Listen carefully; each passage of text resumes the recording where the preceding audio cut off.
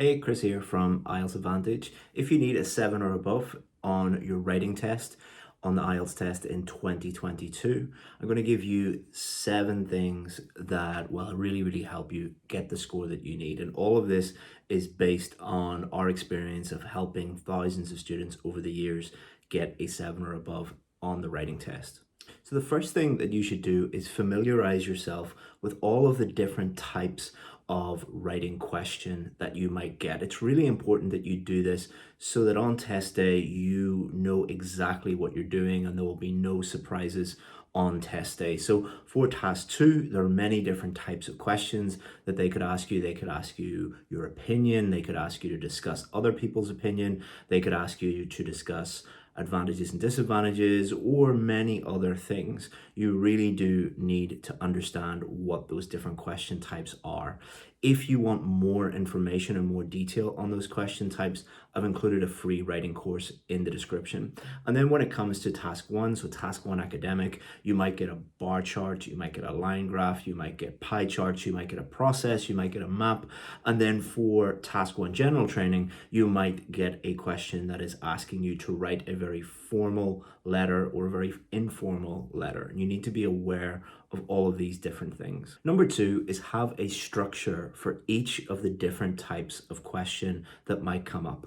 Each question is going to ask you to do different things. Therefore, you need a unique, different structure for each different type of question.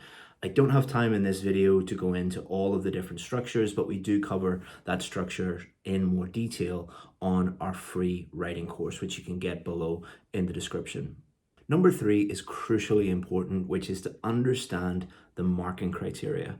So what you want is to understand how your writing affects the scores on the marking criteria. Every examiner in the world, it doesn't matter which city, which country, whether it's IDP, whether it's the British Council, uses the same marking criteria. So if you understand that marking criteria in relation to your own writing, then you will dramatically improve your chances of getting the score that you need. It's really about understanding what does the examiner want and can I give the examiner what they're looking for if I'm to get a band 7, 8, or even 9. Number 4 is have your writing checked.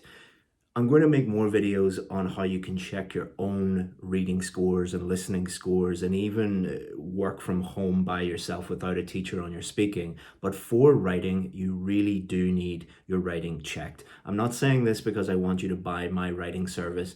It is not available to the public. It is only available to our VIP students. You cannot buy that. So I'm not trying to sell you anything. The reason why you need it checked and why you need it checked by a real expert is you think that you're doing the right thing, but what you are actually writing is a completely different thing. And I would strongly recommend finding someone who is a qualified teacher and has been an examiner and has lots of examining experience.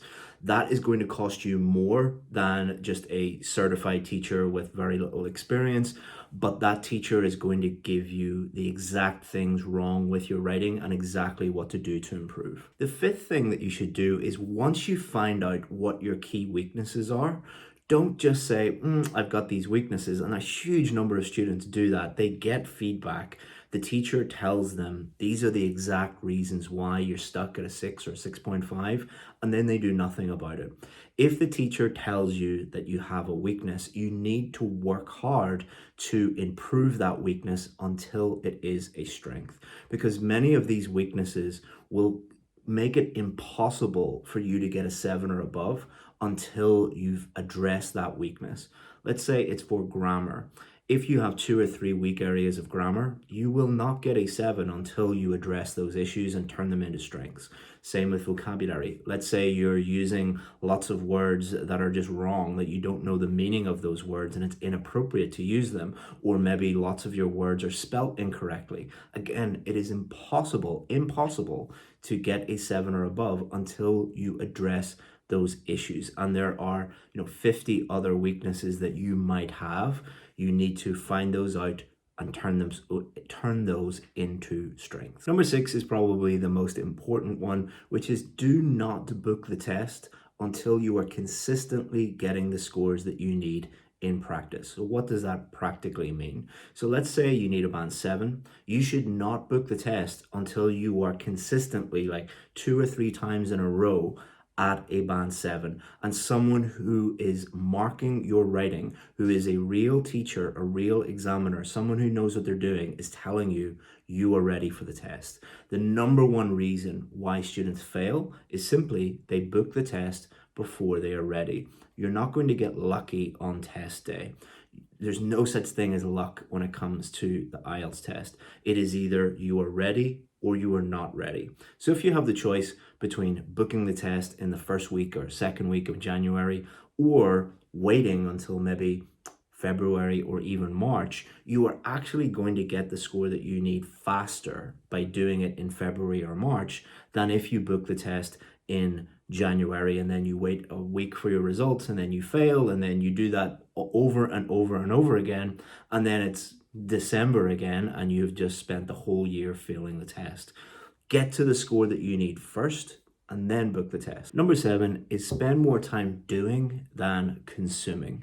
One of the biggest weaknesses or biggest problems that we see with students who email us and we start working with them is they've spent a huge amount of time consuming information about IELTS writing. So they've watched, hundreds of hours of IELTS YouTube videos. They've read every single book. They've been to many, many classes and lectures, but they spend a tiny amount of time actually doing the things they're supposed to do on test day.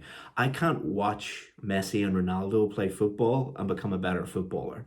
You cannot watch this video and become better at IELTS writing unless you actually pick up a pen and actually do the writing.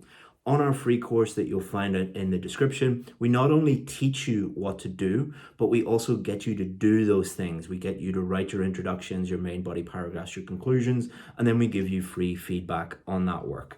If you want that, click below and you can get instant access to that free course. Or if you have any questions related to IELTS and you need our help, feel free to comment below or email me, chris@IELTSadvantage.com, and we will do everything we can to help you be successful on your writing test in 2022.